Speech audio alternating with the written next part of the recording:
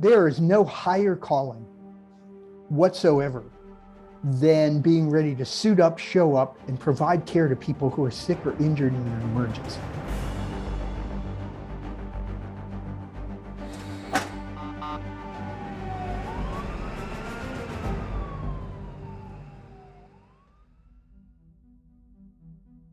$50 years ago, if you were sick or injured, the fire department or the local fire station would send some nice volunteers to see you in an old Cadillac ambulance. They had no real training or expertise or certification. It was just a ride to the hospital. And so we went from a place where people had no skill, did nothing. We built some skills. We started to apply science. And over 50 years, it just blossomed into a phenomenal program. The department recognized many years ago the importance of EMS in what we did, so they changed the name from Prince George's Fire Department to Prince George's Fire EMS. I thought that was probably one of the best decisions they've ever made, and I believe they still continue to put that emphasis on EMS because they recognize the importance of that role in the fire department in serving the community. Prince George's County Fire and EMS Department is legendary all over the country because we're one of the busiest and the best. Call volume here in Prince George's County really gives you the benefit of having a lot of experience. It's an exciting place to run EMS calls because there's no shortage of the diversity of calls and the diversity of people that you'll interact with. You never know what you're going to come into each day. One of the things that really makes PG County special is not only do we have a lot of calls, we have a lot of high acuity calls. Heart attacks and geriatric emergencies, car accidents, rollovers, entrapments. So it's really people having the worst days of their life calling for fire and EMS. If you go back 50 years, the changes have been monumental. Some of the innovations have been technological. We have what's called a Lucas device, so it performs mechanical CPR. That kind of prevents the fatigue that might happen if you're doing manual CPR. Additionally, we've got video laryngoscopes now. When you go in to intubate, you can actually visualize the airway. You can see exactly where the tube's going. We used to have to send an email to ALS Logistics and request supplies. Now we have vending machines set up in every hospital and at different stations throughout the battalion where when you use something, you document it in your electronic patient care report, and then you go to the vending machine and you're able to restock for yourself. Now our cots are battery operated. Some of our units are even made with an arm that will lift the cot. It's come a long way in saving back injuries. We can check people's temperatures, we can check their pulse ox, we can check their CO levels. The units itself have improved as well. Better layouts, better functionality, and also more reliability.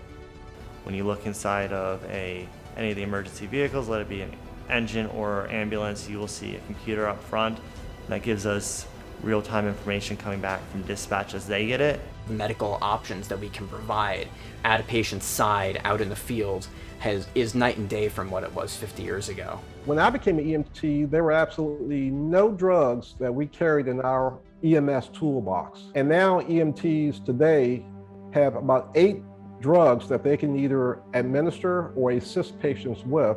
We take resources from the emergency room and we bring them to their bedside or to their home or to their accident scene so that they don't have to wait until they get to that hospital to receive that treatment.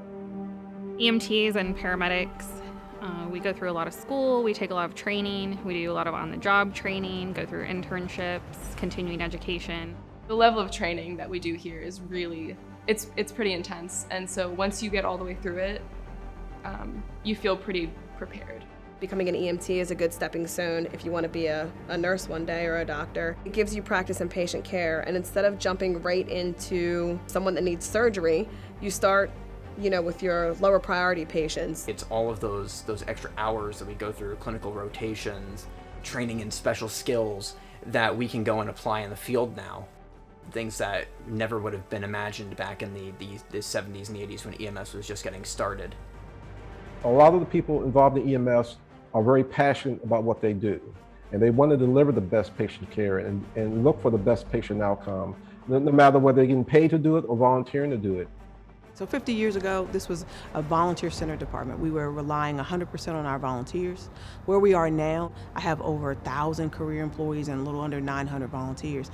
And it's kind of flipped a little bit. We're more a career-centered department with volunteer support. I think it's important for people to volunteer because they can give back to the community. It's self-fulfilling. It's self-rewarding, actually.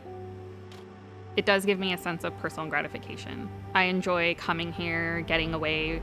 It's something a lot different than sitting in my cubicle at work. When you pick up the phone and dial 911, we volunteer to be the person that answers at the other end and to go and help you. And I think that's probably one of the most rewarding things that anybody could experience, and you get that right here in Prince George's County Fire and EMS Department.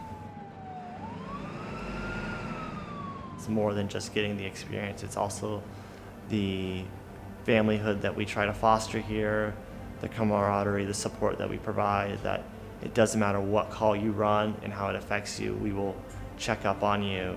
Everyone here has developed such a strong connection, and it's really a family. We really strive in everything we do to provide the best service we can to our community. I think it's amazing that we've been providing these services to the community for the last 50 years. And for the future and like the next 50 years, I like to see the department continue to grow, continue to progress, and continue to provide aggressive EMS services to the community. We're going to continue to provide a high level of care, continue to provide equipment and supplies and training and procedures to people. You're going to continue to see better patient outcomes. That's where I see the future. Just like we're looking at the 50th anniversary now, we're looking back over the last 50 years. Someone will look at the 100th year, and I hope when they look back, they'll see us as being an innovative department that's diverse and community-centered. I feel good when I've helped the community, when I've helped a patient get well or feel better. It's a great feeling when you help their families, and as a team, we all support our community, and it's a real good feeling inside. One county, one department, One mission. And that mission is to serve.